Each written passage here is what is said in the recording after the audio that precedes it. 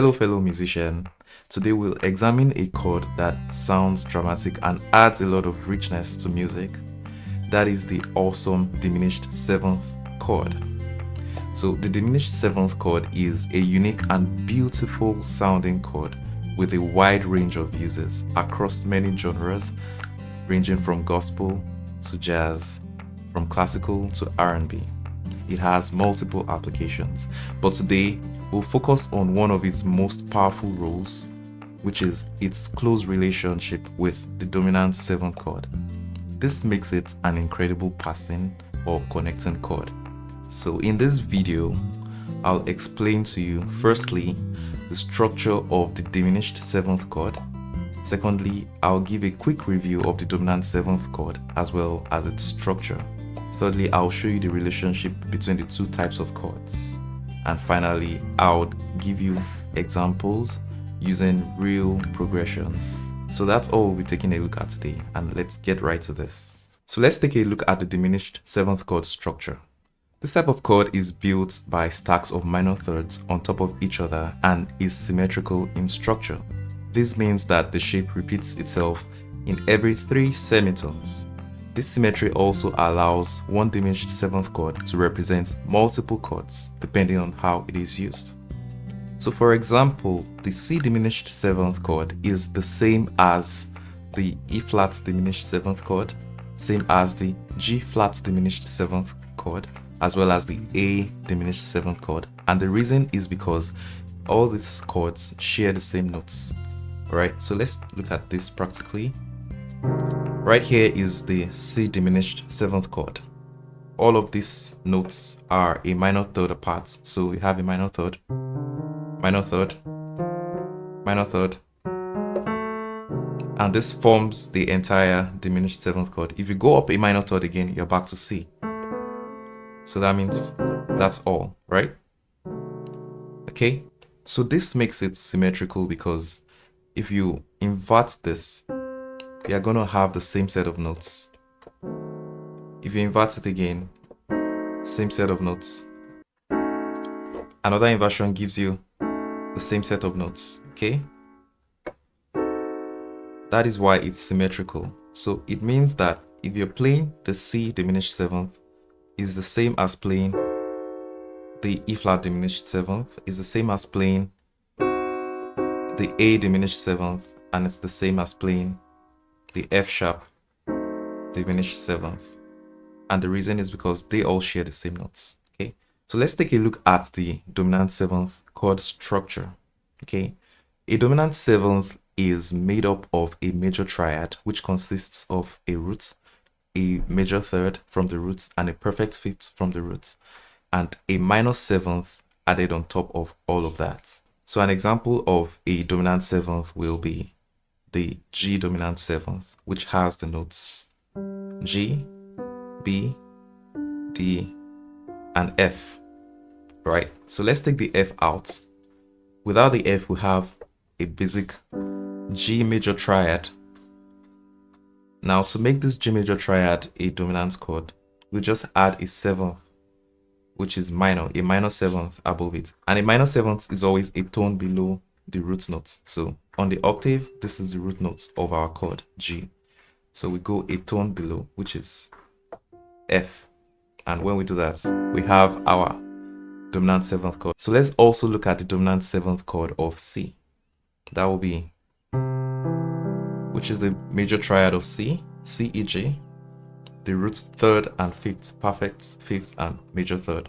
Now, to get the minor 7th, we play a tone lower we play a note that is a tone lower than the root notes. So we have C here, the root notes on the upper octave. A tone lower will be B flat. So playing this gives us the C dominant 7. Alright. So how is a dominant 7th chord related to a diminished 7th chord? Here's how this works. A diminished 7th chord can act as a rootless dominant 7th chord with extensions. Now let me break that down. Let's take, for example, the B dominant 7th, which has the notes B, D, F, and A flats. That chord can function as a G dominant 7th flat 9 without the G roots. Why? Because B is the third D is the fifth, F is the flat seventh, and A flat is the flat nine, making a G7 flat nine chord. So essentially, the diminished seventh chord contains the chord tension tones of a dominant seventh chord minus the roots. What that means is that you can use the diminished seventh chord to substitute for a dominant seventh chord. It also means that you can create strong voice leading, and especially when resolving to the tonic, which is the one chord. This is very common in turnarounds, modulations, and chromatic movements. So right now, we'll be taking a practical look of how to really apply this, the substitution of the dominant seventh with the diminished seventh chord. All right, so we'll start out with a very common progression, 2-5-1. It's a very common progression in music, and on a normal day, you play on C, you play D minor 7 to G dominant to G dominant, and then your C major, right? So what we're doing now is we want to substitute this G dominant with a diminished seventh chord. So to be able to get the diminished seventh chord you will use, what you need to do is to play a diminished seventh chord above the root note of the dominant chord you're playing. So in this case, we are playing G. So we go up a semitone and play the A flat diminished seventh. So this will be the substitute diminished chord we can play instead of the G dominant seventh. All right, and you can use any inversion of this. So instead of A flat diminished seventh, you can use F diminished seventh. You can also use D, and as well as B. Now let's try it out. Let's try it out. Let's play a G below all of this. You see, it gives you the G dominant 7 flat 9, which is an altered dominant, right? This A flat note adds the color of the altered notes. It's a flat 9 away from G. So that means with or without these G notes, this chord, any of its inversions can be used instead of G. So let's try it out. So we're playing the 2-5-1 and substituting this G dominant with, so that's right. Same function, different color, new spice. Let's try one more time.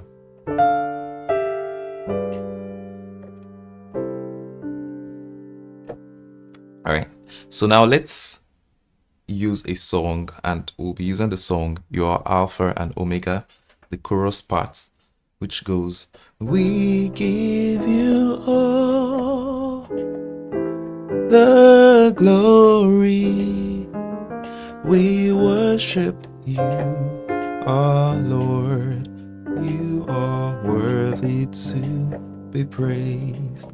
Okay, so where would apply this would be on the E dominant 7th. So we give you all. E dominant 7 going to the A minor. So instead of E dominant 7th, would play a diminished chord. And how do we get a diminished chord? Just play a diminished chord above the root of the dominant chord you're trying to substitute. And in this case, that will be F, diminished 7th chord, right? So instead of, you can play. Now let's play a E note below this. You see, we still have the E dominant 7 with a flat 9. Okay, so we give you all. Let's try an inversion. We give you all. One more time. We give you all the glory. All right, so let me show you about 2 tricks that you can pull out anytime you're substituting your dominants with a diminished 7th chord. First is, you can play a diminished chord below your target's diminished chord. What do I mean by that? So instead of just moving straight to we give you, instead of moving straight to the D diminished 7th, we can play C sharp diminished 7th before landing on this target D diminished 7th as a passing chord to this, or E flat diminished 7th before coming to this as a passing chord to D diminished 7th. So let me show you how that works. We give you all, or we give you all, right? So that's just something you can do to add more spice. The second thing is you can play the notes one by one in a melodic form as an arpeggio, and that will give you some cool vibes. So we give you all so it seems as if you're doing something very complex, and basically what you're doing is just running the notes. Instead of playing them together, you're playing them, you can play them together on your left hand and then just run the arpeggio on your right. So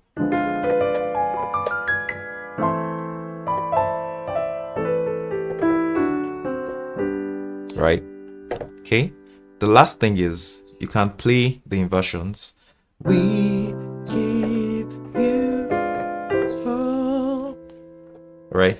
We give you all. Okay, so that's how that works. Let's take one more example, and this time we'll use the song I Surrender All. So that would be I surrender all. I surrender all. Okay, so where are we going to use that? At this point. At the point where we play A dominant going to D. That's 6-2, right? So that's I surrender all. Okay, so again, how do we get the diminished 7th to use? Play the diminished 7th above the root of your dominant, right? In this case, that will be B flat diminished. So I surrender all. That's how it is. So I surrender all. Let's invert that. C sharp. I surrender all.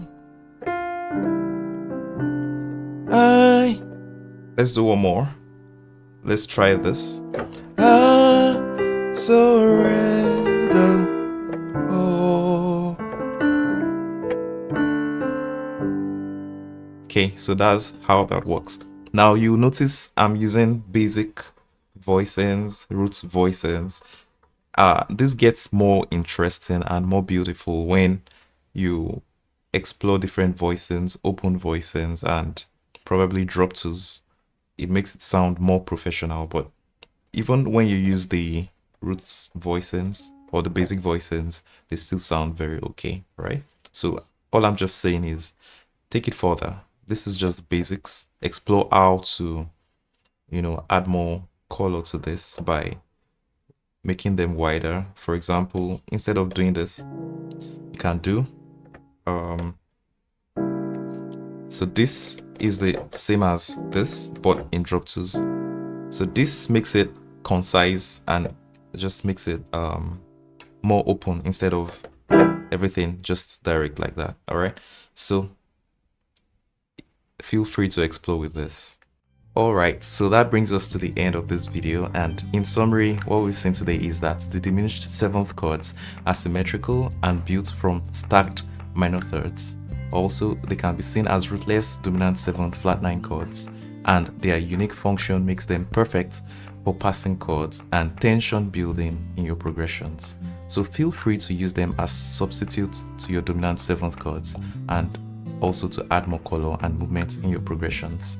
So that brings us to the end of today's video, and I believe it has been helpful and insightful. If it has, please do give this video a thumbs up.